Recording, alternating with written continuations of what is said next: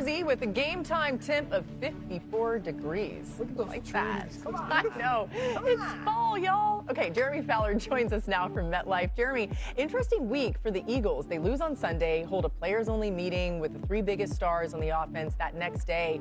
What's going on in Philly?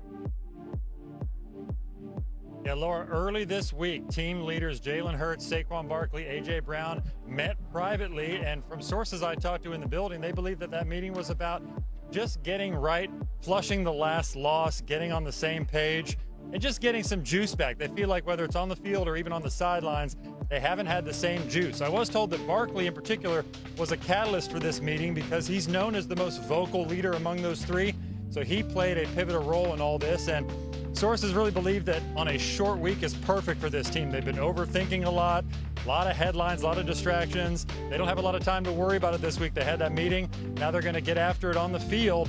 Really, they know they have to run the ball, Laura, because last week got away from it. Saquon Barkley, just 6 carries. They're trying to force the passing game. A.J. Brown's frustrations really stem from what I'm told, limitations that they have in the passing game. When defenses play zone defense, they're able to stop the run enough to do that. Jalen Hurts struggles with that at times. They feel like they're close to a breakout. It might happen tonight. I love that. Saquon Barkley said, we're going against my old team again. We're going to have to get all this fixed. Thanks to Jeremy. Welcome, everybody, to Thursday's show. Peter Schrager, Dan Orlovsky, Jason McCourty is here, and Adam Schefter. We'll get to him in just a little bit.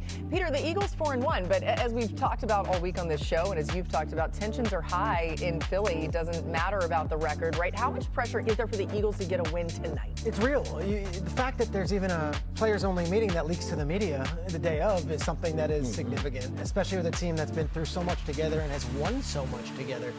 That market, those players, that team with their history, there is pressure tonight. You don't want to lay another egg. And when I say lay an egg, I know everyone's saying, they're 4-1, stop. No. They were horrible offensively in the second half against the Tampa Bay Buccaneers. They were horribly offensively in the second half against the Denver Broncos, and they played horribly in the first half against the LA Rams. They haven't put together a complete game of well-rounded offensive football in nearly a month. Giants, they have owned.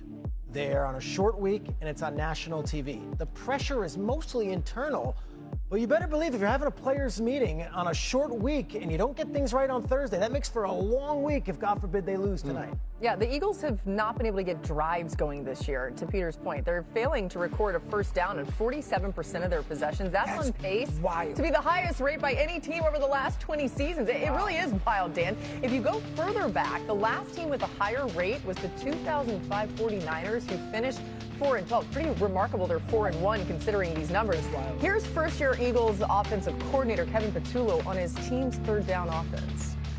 Well, we just really got to just focus on staying ahead of the sticks and kind of advancing it forward. And we've done a good job. We just got to keep progressing and working through this. Everybody's into it. Everybody's being super detailed on what they need to do. We just got to keep pushing it, because when we've done what we need to do, we've moved the ball extremely well at a high rate. So we just got to continue to do that. It almost feels But that's fluky. not true. You're like, wait, we just saw the stats. There's just a stat that says that's not true. Yeah, yes, the numbers are saying something different than what Kevin Patullo is saying. Why all the struggles offensively on third down, Dan? Well, I think it goes back to first and second down, right? So its starting point is this. This is a very gun-centric offense. When you're in the gun as much as Philadelphia, there's naturally going to be tells. So tonight, look for where Saquon Barkley is aligned with Jalen Hurts. If he's deep like that more than likely is going to be either a downhill run or just this little flat RPO where they try to pick somebody. Again, if Saquon's toes are at about the depth of Jalen Hurts' heels, that is more than likely going to be run. Now, I want to tell everybody that this is black and white 100%, but this is what defenses are paying attention to when you are constantly giving away information. Now, if he's a little bit closer to hip, where Saquon's toes are at basically the middle of Jalen Hurts' body, then you could be more likely to think pass. And that's what defenses are paying attention to. When Saquon's lining up, specifically on these first and second down indicators, there's Saquon. I could ask everybody at home, does he look back or lateral? He's lateral there. So that should more than likely be a pass for this offense. And when you live in the gun, as much as the Philadelphia Eagles do, there's just tendencies. A.J. Brown at the bottom of the screen. Surtain matched up. Saquon was hip to hip. Where he is alignment-wise. These are things that defenses are sitting there going, we just know that more than likely these are going to be the things. Through 5 games, the Philadelphia Eagles have been under center 6 times, if you exclude the tush push. 6 total plays. 6 snaps. You as a defensive guy know, if a team is going to be in the gun that much, you're always looking for things that can tip you into what the play could be or likely to be. I just think that's another thing that is hindering their early down performance. Yeah, stuff like that, you'll have people on the sideline looking at it, because when you talk about the depth of a Saquon Barkley, there's guys on the field where you can't see it, but someone on the sideline will be yelling it to guys on the field, so you pay attention to that.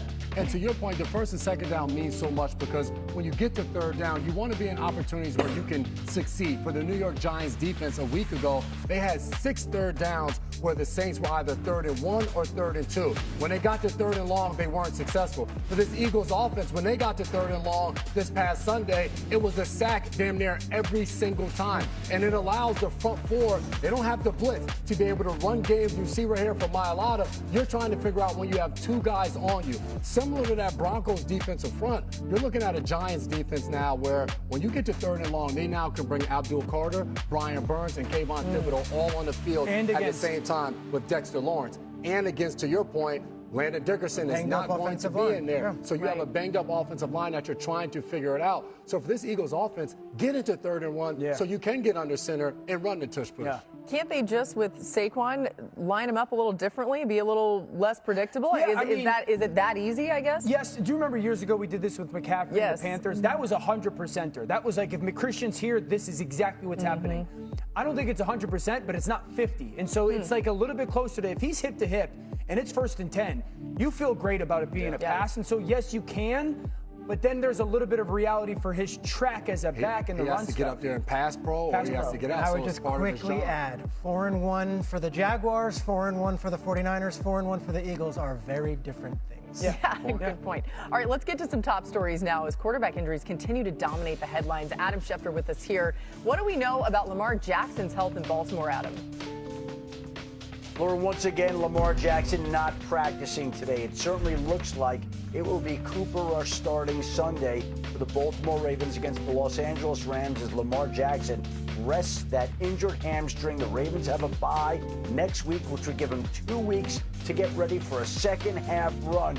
But without him practicing right now, it's hard to envision him playing. Meanwhile, in Arizona, Kyler Murray also not practicing today due to the foot injury that prevented him from playing the full 4th quarter last week. If he cannot play Sunday at Indianapolis, Jacoby Brissett would start against his former team. And unless Murray can get back out there tomorrow, then it would seem like Brissett could be in line to play. In San Francisco, Brock Purdy not spotted practicing at the start of practice moments ago, which means that Mac Jones seems to be tracking to start Sunday at Tampa once again. Mac Jones is